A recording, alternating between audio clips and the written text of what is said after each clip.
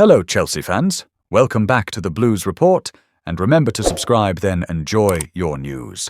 Let's dive in. Story 1. Jorrel Hato completes medical test.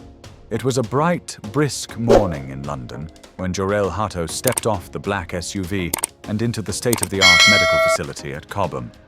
The Ajax prodigy had been on the radar of Europe's top clubs, but it was Chelsea who had made the decisive move. After weeks of negotiations and late-night calls between Amsterdam and West London, the deal was nearly done. The only thing left? A thorough medical test. Jorrel, tall and composed beyond his years, exuded calmness as he entered the facility. At just 18, he'd already captained Ajax and was dubbed one of the most versatile defenders in Europe. Despite the early hour, his eyes were sharp, focused. He knew the significance of this step, not just for his career, but for the belief Ajax had instilled in him since his academy days.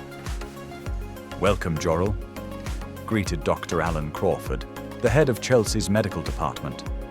"We'll start with the basics, then move to more specific tests. Shouldn't take more than a few hours."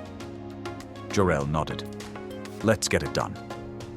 Blood tests, ECG scans, musculoskeletal evaluations, vision exams, VO2 max testing.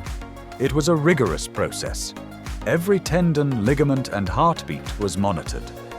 Chelsea had been stung by injury-prone signings in the past. This time, they were thorough.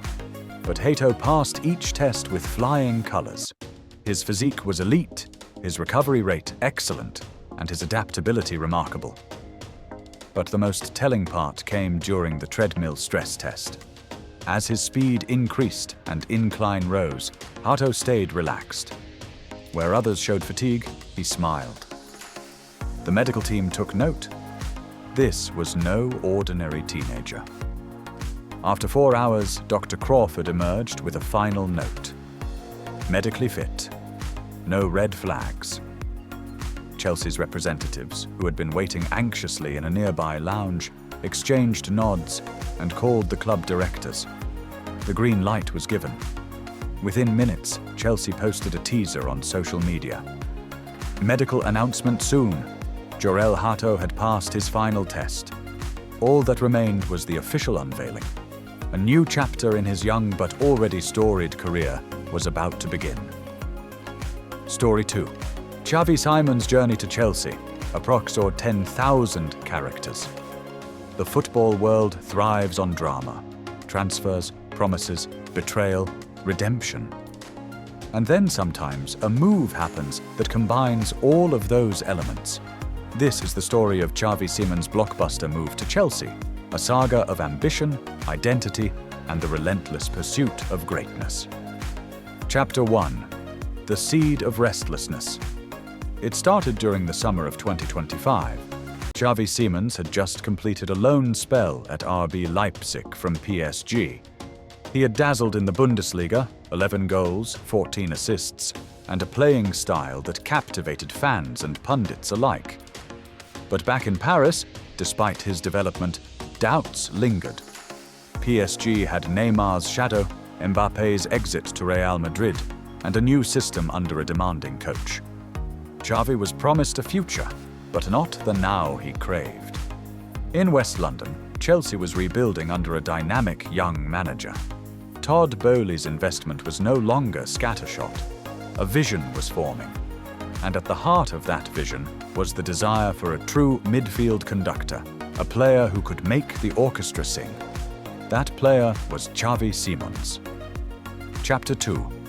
The Call. It was June 3rd when Xavi received the call from his agent, Rafaela Pimenta. "Chelsea want you. Not just want, Xavi. They believe in you. They're offering you the keys to the midfield." Xavi paused. "And PSG?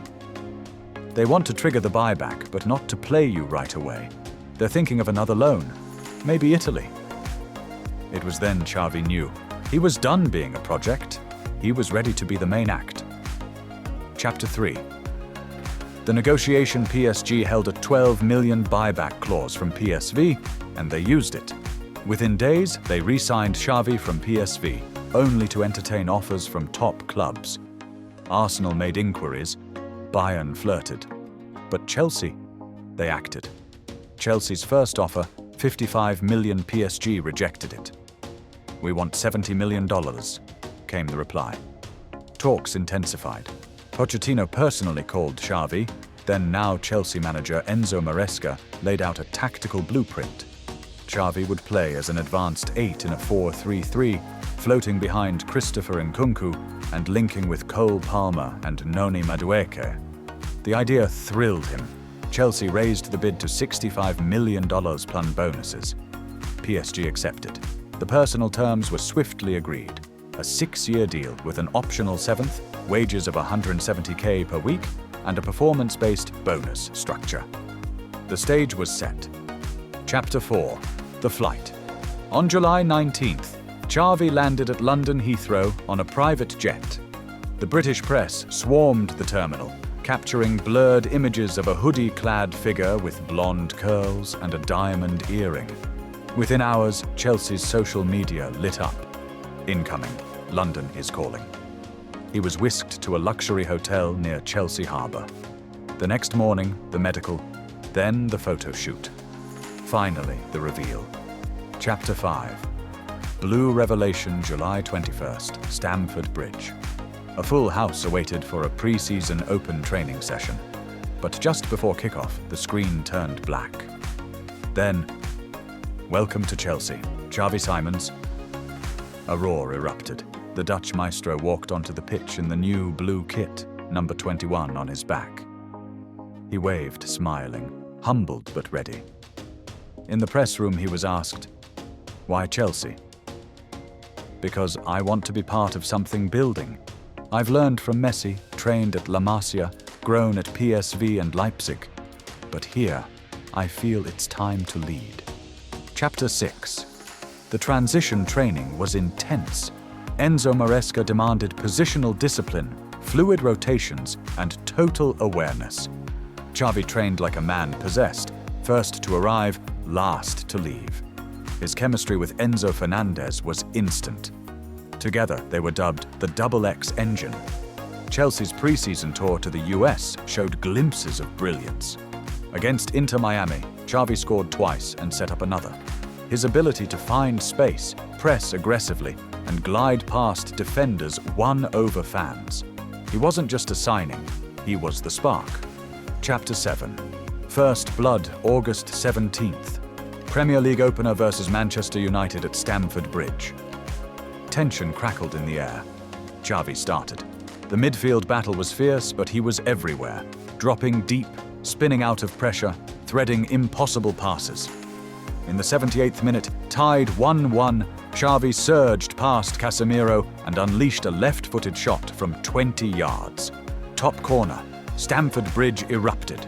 Chelsea won 2-1. Match of the day declared, "A star is born in blue." Chapter 8. Echoes of Greatness. By October, Chelsea were in the top 3. Xavi had 5 goals and 6 assists. He'd become the youngest Chelsea player to win back-to-back Player of the Month awards. But it wasn't just his stats, it was his aura. He played like a child of the streets and a scholar of the game. Fans sang his name to the tune of "Hey Jude." Kids across West London mimicked his hair, his flair, his shimmies. One quote from a Chelsea fan summed it up best. "Hazard made us dream. Cesc made us believe. Xavi, he makes us feel again." Epilogue. The blueprint, Xavi Simons, wasn't just a signing. He was a statement, a signal that Chelsea's chaotic era was over, that they were building a team, not just buying names. That vision, identity, and passion mattered again. In the years to come, his name would be sung across Europe. But it all started with a decision, a desire to stop waiting and start becoming. He chose Chelsea, and Chelsea chose him.